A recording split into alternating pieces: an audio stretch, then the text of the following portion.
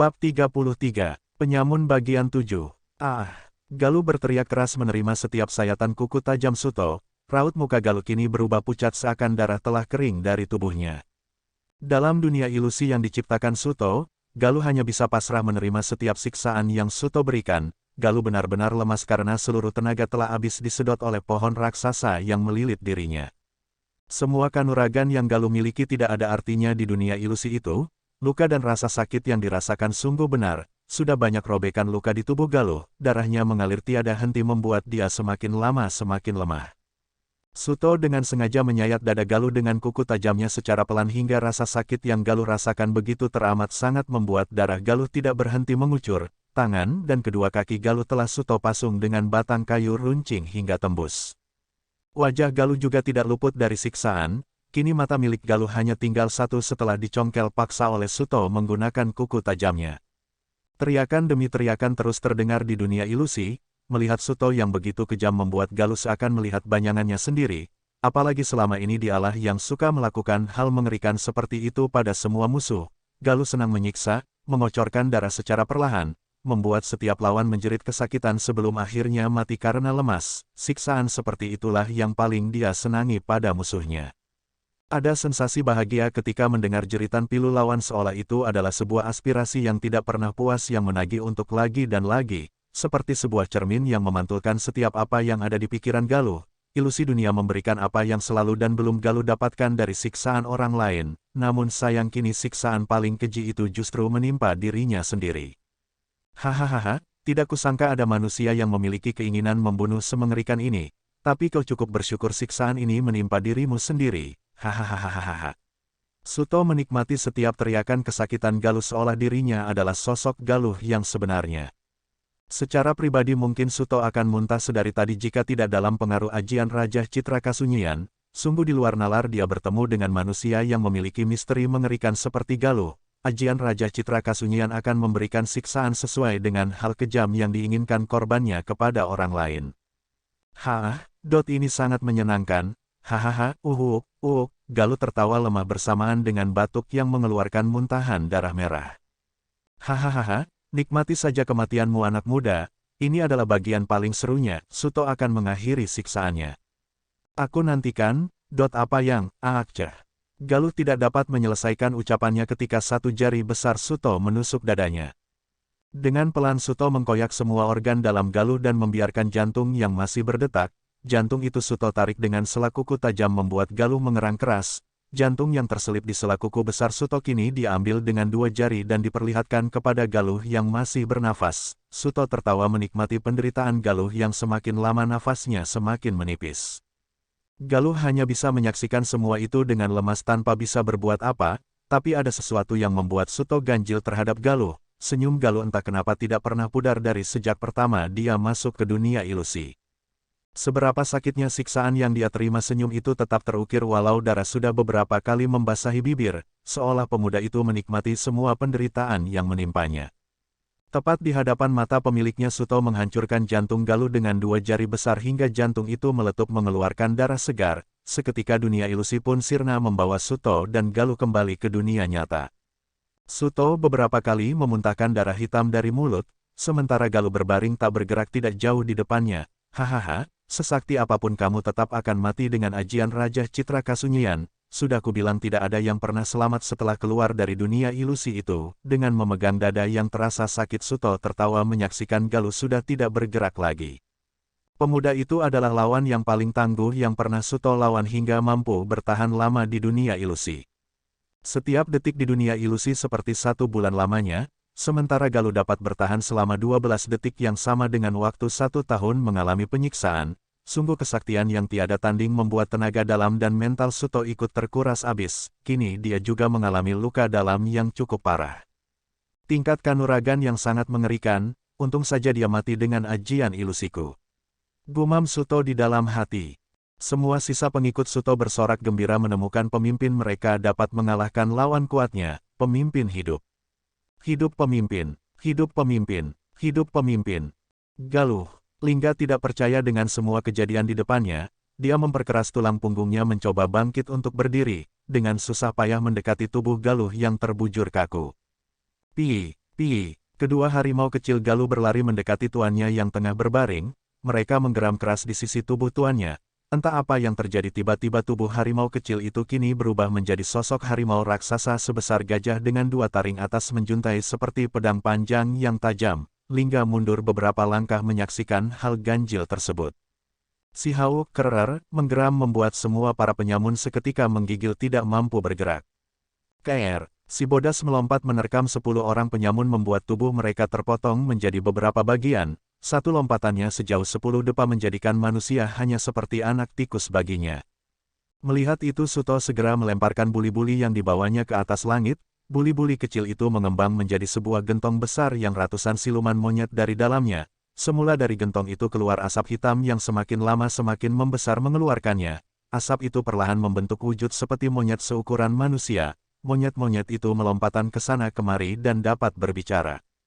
Hahaha, apa yang kau butuhkan Suto? Hingga berani memanggil kami. Monyet yang paling besar mulai membuka suara, tubuhnya kekar menampilkan otot-otot tangan dan dada di balik bulu tebalnya. Maafkan aku Panglima Gendakali, aku butuh bantuanmu untuk membereskan dua makhluk itu. Suto menunjukkan dua harimau bulan raksasa yang tengah mencabik dan menerkam anak buahnya. Binatang lelembut dari Arcamaya, kurang sedikit kenapa kau berurusan dengan mereka? Pemimpin siluman itu terkejut melihat dua ganas harimau bulan yang mereka ketahui dari alam lelembut lain yang tidak boleh mereka gunakan. Saya tidak tahu Panglima, mereka datang bersama pemuda yang mati itu, dia menyerang markas hingga membunuh ratusan anak buahku. Suto bergetar menunjukkan tubuh pemuda yang tergeletak tak jauh dari sana. Aku tidak peduli, kau harus membayar mahal untuk ini. Ayo anak-anak bunuh dua makhluk itu. Panglima Gendakali memerintahkan ratusan anak buahnya untuk menyerang harimau bulan milik Galuh. Suto menelan ludahnya mendengar penuturan Panglima Gendakali, artinya dia harus menyiapkan banyak tumbal gadis perawan, tetapi sebanding dengan apa yang diberikan Panglima Gendakali untuk saat ini. Ratusan siluman monyet mulai menyerang kedua harimau bulan milik Galuh, si Hawk dan si Bodas begitu, Bodas mengerang keras. Kerepotan mendapat serangan para siluman monyet. Monyet-monyet itu bergelayut di tubuh kedua harimau Galuh mencakar dan menusukkan pisau-pisau kecil, membuat si Hawk bersama si Bodas mengerang keras. Bab 34, Penyamun bagian 8. Para siluman monyet memakai senjata pisau kecil berwarna putih berujung sangat runcing yang terbuat dari tulang kaki manusia, sedangkan pemimpin mereka Panglima Gendakali bersenjatakan tombak panjang yang mata tombaknya juga terbuat dari tulang manusia yang dipipihkan. Rupanya para siluman monyet memiliki peradaban yang mungkin terbelakang hingga senjata yang mereka buat berbahan dasar tulang manusia. Si Bodas mengerang keras mendapat beberapa tusukan di punggungnya, dia melompat tinggi mencoba melepaskan para siluman monyet yang bergelayutan di tubuhnya, namun usaha sia-sia tersebut karena pegangan para siluman sangat erat sekali membuat si Bodas terpaksa harus membantingkan tubuhnya ke tanah dan batang pohon. Si Hawk pun juga bernasib sama. Dia segera membantingkan tubuhnya sendiri pada batang pohon atau bangunan yang ada di dekatnya, dan benar saja cara itu berhasil membuat para siluman monyet terhempas bahkan ada beberapa yang tewas dengan tubuh remuk menghantam batang pohon yang keras. Kerer, kedua harimau itu menggeram dan mulai menerkam para siluman monyet, namun gerakan sayang monyet itu sangat lincah, mereka melompatan dari satu pohon ke pohon lain membuat si Bodas dan si Hawk kesulitan untuk menangkap mereka. Percuma kalian melawan, karena sebentar kau lagi akan jadi santapan kami, hahaha, tawa Panglima Gendakali. Suto kini dapat bernapas lega mendapat bantuan dari para siluman monyet, penyamun yang tersisa ikut membantu menghadapi dua harimau bulan menggunakan kelewang mereka. Sangat sulit untuk bisa melukai harimau itu karena kulit mereka yang keras hingga senjata kelewang para penyamun akan mental dibuatnya. Saat semua orang tengah sibuk melawan kedua harimau bulan tiba-tiba suasana berubah mencekam bagi para siluman monyet. Ada aura kasat yang membuat para siluman monyet mendadak diam gemetar tak bisa bergerak. Panglima Gendakali dibuat ayun oleh aura tersebut, seketika wajahnya ditekuk merasakan ketakutan yang tak pernah mereka rasakan. Apa ini? Panglima Gendakali menghadap ke arah Suto seolah meminta jawaban, namun yang dilirik seakan sama bingungnya. Suto hanya memegang dadanya yang terasa sakit setelah mendapatkan luka dalam pertarungan mental di dunia ilusi. Suto kaget bukan buatan, ketika dilihatnya musuh yang seharusnya mati kini tengah berdiri kembali. Ini, tidak mungkin, pemuda tadi sudah mati, tidak mungkin ada yang selamat dari ajian Raja Citra Kasunyianku. Apa dia sebenarnya? Lemas Suto mengetahui Galuh tidak tewas oleh ajian Ilsui miliknya. Gendakali paling gemetar menyaksikan apa yang dilihat Suto, nafasnya tiba-tiba tertahan saat pemuda yang tadi telah mati berjalan pelan ke arahnya, bukan bangkit dari kematian yang membuatnya marah namun aura yang dipancarkan pemuda itu, makhluk apa dia? Kenapa aku tidak bisa bergerak? Galuh berjalan santai dan tersenyum melihat raut wajah pemimpin siluman monyet bersama Suto yang tengah membisu mengetahui dirinya masih hidup. Bodas, Hawk, apa yang kalian lakukan? Aku bilang jangan ubah tubuh kalian seperti itu, Galuh melirik ke arah dua harimaunya. Kerer. Si Bodas dan si Hawk menggeram, tubuh mereka tiba-tiba menyusut kembali menjadi kucing buntal yang lucu. Mereka langsung berlari ke arah Galuh seakan senang mendapatkan tuannya tidak jadi mati. Si Bodas dan si Hawk menggesek-gesakan bulu halus mereka ke kaki Galuh. Sudah. Sekarang pergilah ke tempat Lingga, biar ini aku yang urus. Galuh memberi perintah kemudian melirik Suto yang dengan mencoba mundur menjauhinya. Hahaha, sebelumnya aku ucapkan terima kasih karena kau telah memberikan kenikmatan yang jarang aku dapatkan. Hahaha, dan maaf saja karena sudah membuatmu kecewa karena aku tidak jadi mati. Galuh tersenyum bahagia seraya melanjutkan langkahnya. Tidak, jangan ke sini, untuk panjang. Pinta Suto yang ketakutan. Hahaha sangat tidak sopan tidak membalas kebaikan orang lain yang sudah baik pada kita.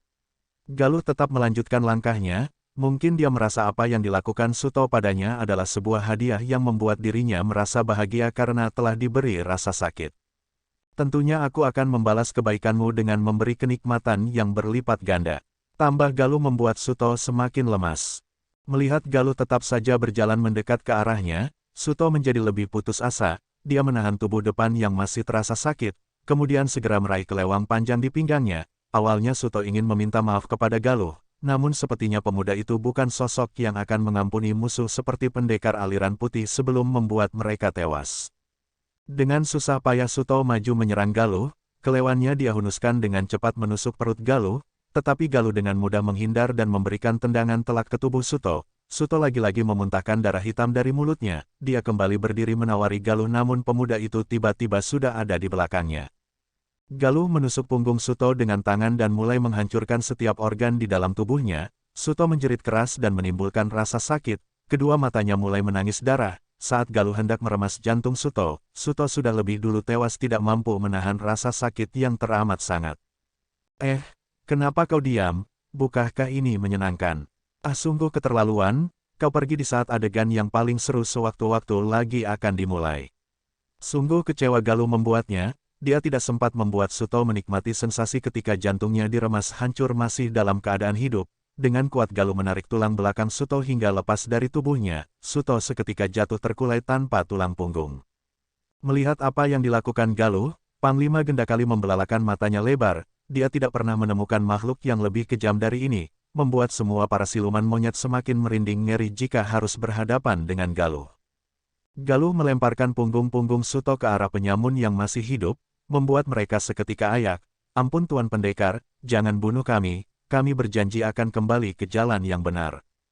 Galuh kemudian melirik ke arah Panglima Gendakali, makhluk yang dilirik tersentak kaget seakan jantungnya sudah copot sebelum Galuh mencabutnya. Kami juga mohon ampunannya Pendekar. Kami tidak berani berhadapan dengan Anda, gemetar Panglima Gendakali.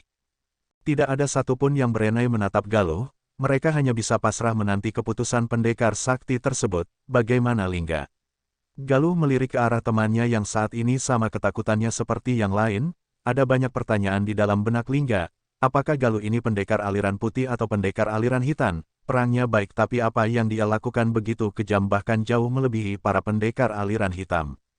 Melihat temanya hanya mematung Galuh jadi merasa bersalah karena tidak bisa menahan diri dari penyakit gilanya. Galuh berpikir cukup keras lalu mengambil nafas berat dan berkata, "Baiklah, aku akan mengampuni kalian dengan syarat kau harus ikut temanku itu ke kerajaan Perlak, dan kalian para siluman monyet, kau harus mengabdi selamanya agar tidak seenaknya membuat kerusakan pada bangsa manusia." Galuh berkata tegas, "Baik Tuan Pendekar." Semua penyamun tidak ada yang berani menolak permintaan Galuh sementara para siluman monyet langsung bersujud menyatakan sumpah setia mereka kepada Galuh. Dalam sekali kibasan tangan, semua siluman monyet lenyap masuk ke dalam cincin pusaka Galuh. Bersambung.